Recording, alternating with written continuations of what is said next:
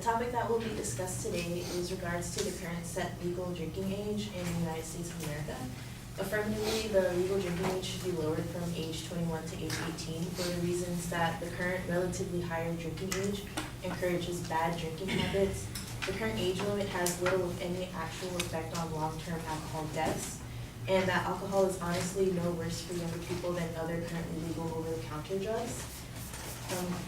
Going straight to the first point, it is the current policy that one must be 21 years of age to drink, obviously meaning that anyone caught drinking under that age is liable to disciplinary action of some sort. Even if they're just found in the proximity of alcoholic drinks, they would be liable to disciplinary action. This leads to the underlying encouragement of binge drinking and other bad drinking habits. This is for the reasons that underage drinkers may consume extra alcohol in order to get rid of evidence and avoid detection, as well as these underage drinkers may drink more at a time than they would even prefer normally, since they do not know when the next time they'll be able to drink, and therefore they don't want to waste a perceived scarce resource. As found by Christopher Carpenter, the Associate Professor of Economics in 2011,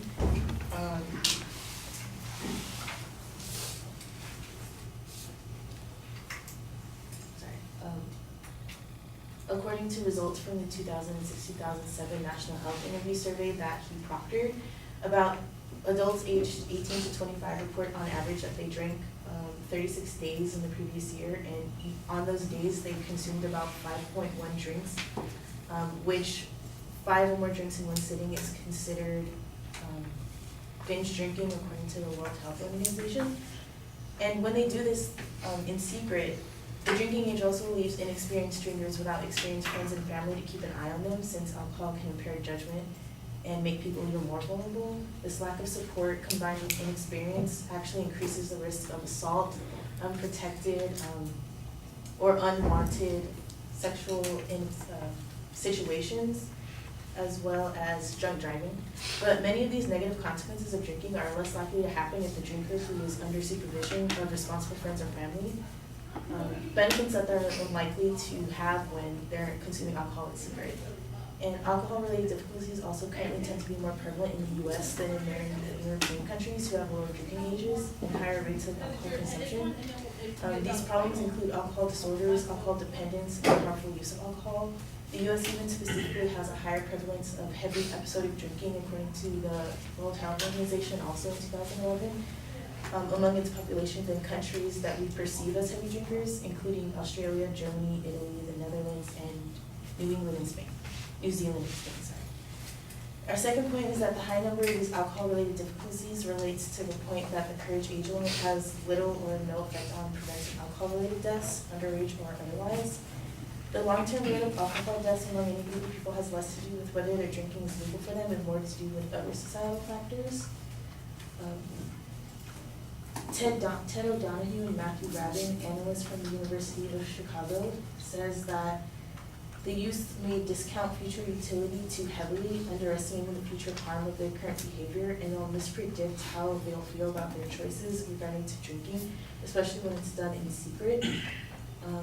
And this is followed up by Christopher Carpenter when he says that people with a high tolerance for risk may be more likely both to drink heavily and to put themselves in danger in other ways, such as driving recklessly, even when they are sober, which can skew the results of other people in the same age range.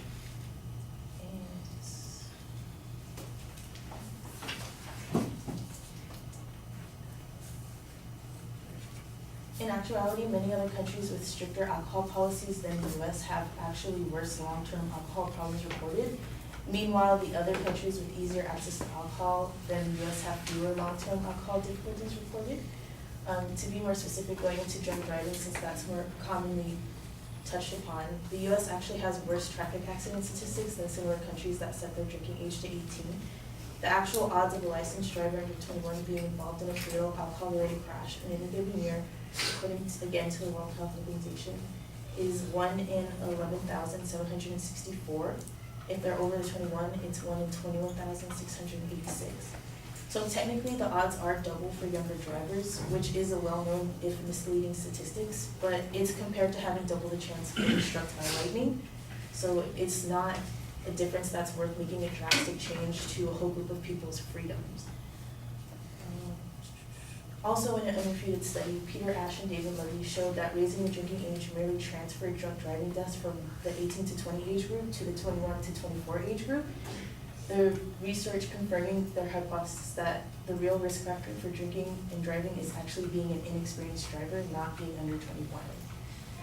And lastly, alcohol is relatively no worse for young people than other currently legal over-the-counter drugs, and therefore should not be subject to extra regulation and enforcement.